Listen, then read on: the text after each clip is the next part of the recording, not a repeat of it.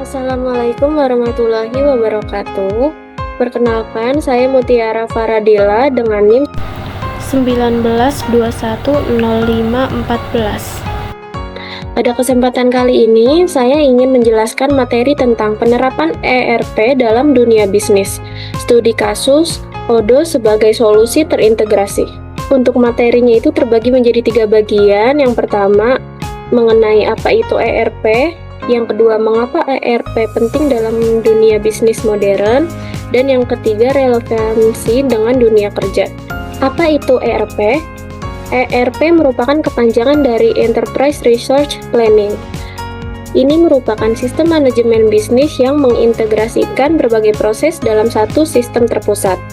Untuk modul umumnya sendiri, itu ada keuangan, SDM, inventory, produksi, CRM, dan lain sebagainya. Manfaat ERP sendiri itu yang pertama, mengintegrasi data antar divisi. Yang kedua, efisiensi proses. Yang ketiga, real-time reporting. Yang keempat, mengurangi human error. Dan yang kelima, skalabilitas bisnis. Relevansi dengan dunia kerja, yang pertama itu, banyak perusahaan mencari karyawan yang familiar dengan sistem ERP seperti SAP, ODO, Oracle, Microsoft Dynamics, dan lain-lain. Skill ERP relevan di bidang akuntansi, logistik, manufaktur, procurement, HR, hingga IT support. List aplikasi ERP yang populer di Indonesia sendiri, yang pertama itu ada SAP, yang kedua ada Oracle NetSuite, yang ketiga ada Microsoft Dynamics, dan yang keempat ada ODO. Berikut merupakan list aplikasi ERP. Ini merupakan tampilan dari SAP ERP. Ini merupakan tampilan dari Microsoft Dynamics. Ini merupakan tampilan dari Oracle NetSuite. Dan ini merupakan tampilan dari ODO. Lalu selanjutnya mengenai implementasi ERP. As-is analysis. Tujuannya yaitu untuk memahami kondisi proses bisnis saat ini di organisasi atau perusahaan. Kegiatannya itu observasi proses berjalan, wawancara user atau stakeholder, dan dokumentasi SOP yang ada. Outputnya sendiri yaitu dokumen as-is yang menggambarkan proses bisnis aktual. Berikut pain point dan area untuk perbaikan. Lalu ada fit gap analysis. Tujuannya itu untuk menilai sejauh mana sistem ERP bisa mendukung proses bisnis saat ini. Kegiatannya itu membandingkan kebutuhan bisnis dengan fitur ERP dan mengidentifikasi fit dan gap. Outputnya laporan fit gap yang menjadi dasar keputusan konfigurasi atau kustomisasi. Business process reengineering. Tujuannya itu untuk menyederhanakan dan meningkatkan proses bisnis agar lebih efisien dengan ERP. Kegiatan itu mendesain ulang proses, menghilangkan proses manual atau berulang, dan yang ketiga menyesuaikan bisnis agar selaras dengan best practice ERP. Outputnya dokumen to be proses yang siap diimplementasikan. Configuration dan customization. Tujuannya untuk menyesuaikan ERP dengan kebutuhan bisnis. Kegiatannya itu, yang pertama ada konfigurasi terdiri dari setting modul, aturan bisnis, dan workflow. Lalu ada kustomisasi yang terdiri dari pengembangan fitur tambahan. Catatannya, konfigurasi lebih disarankan daripada kustomisasi agar sistem tetap stabil dan mudah di-maintain. Lalu ada training dan UAT. Tujuannya untuk memastikan user bisa menggunakan sistem dan sistem bekerja sesuai ekspektasi. Kegiatannya yaitu pelatihan end user dan key user, simulasi transaksi bisnis, dan pengujian sistem oleh user langsung. Outputnya feedback dari user, daftar bug atau error, dan hasil validasi proses. Lalu ada deployment and go live. Tujuannya ERP mulai digunakan secara resmi dalam operasional. Kegiatannya itu ada data migrasi, cut off sistem lama, dan pengawasan intensif di minggu pertama.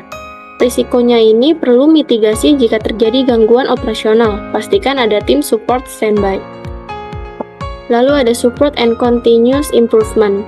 Tujuannya menjaga sistem tetap relevan dan berjalan lancar. Kegiatannya sendiri terdiri dari support teknis dan fungsional, update sistem sesuai kebutuhan, evaluasi berkala, dan peningkatan fitur. Mindsetnya, ERP bukan proyek sekali jalan, tetapi perjalanan jangka panjang.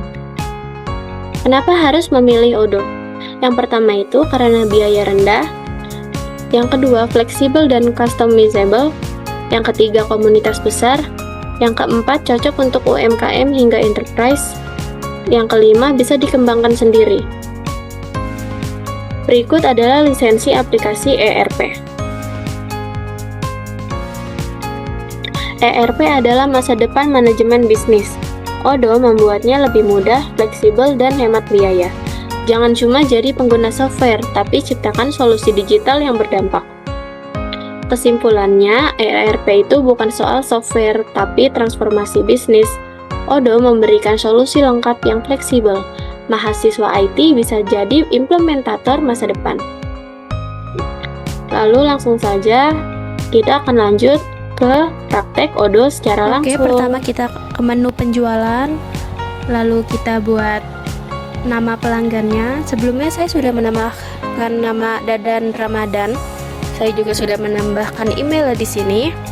Lalu kita tambahkan produknya yaitu ayam geprek dengan kuantitasnya 10. Ya, jika sudah benar langsung saja kita send.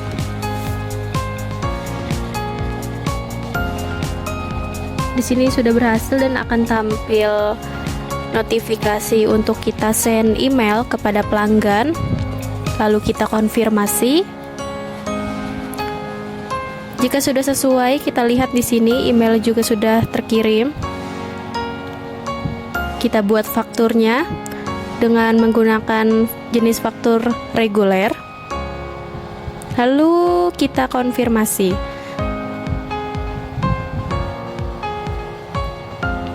Jika sudah, kita pencet kirim ya teman-teman. Kirim ke email pelanggan lagi.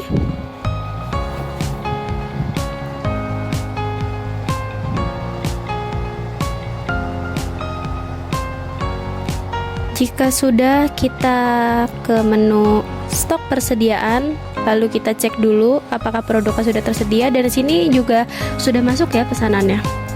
Ya, dapat dilihat di sini ayam gepreknya tersedia ya, ada 48.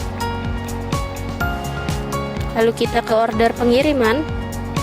Kita lihat di sini juga sudah benar ya. Dan tersedia.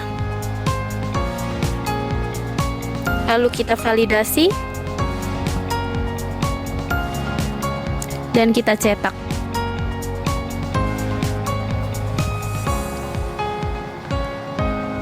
Lalu ini adalah bukti delivery slip-nya ya.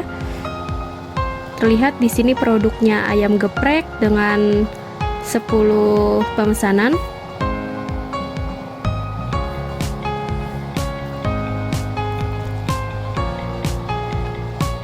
Lalu kita kembali ke menu produksi. Kita masukkan produknya yaitu ayam geprek. Di sini ayam, tepung, sambal, dan minyak gorengnya tersedia semua. Langsung saja kita konfirmasi dan kita produksi semua.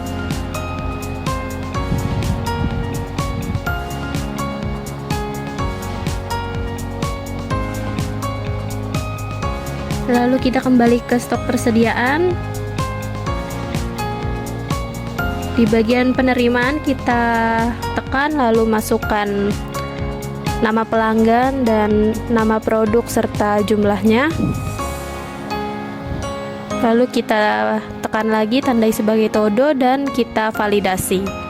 Lalu kita cetak untuk buktinya. Ini adalah buktinya ya teman-teman tadi. Lalu kita ke menu operasi bagian pengiriman, kita cari namanya tadi Dadan Ramadan. Datanya sudah benar ya, 10 pesanan ayam geprek.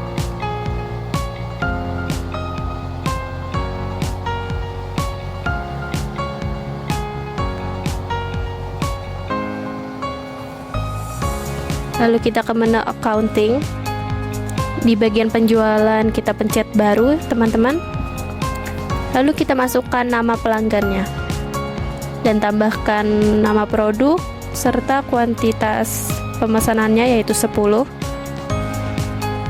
Di sini nih dapat terlihat ya jumlah totalnya. Kita konfirmasi, lalu kita pencet kirim email kepada pelanggan.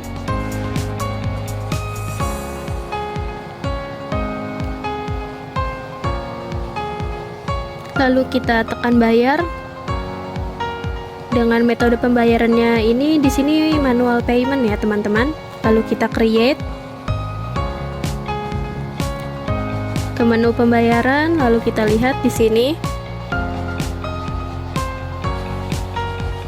Kita validasi dan sudah lunas ya teman-teman.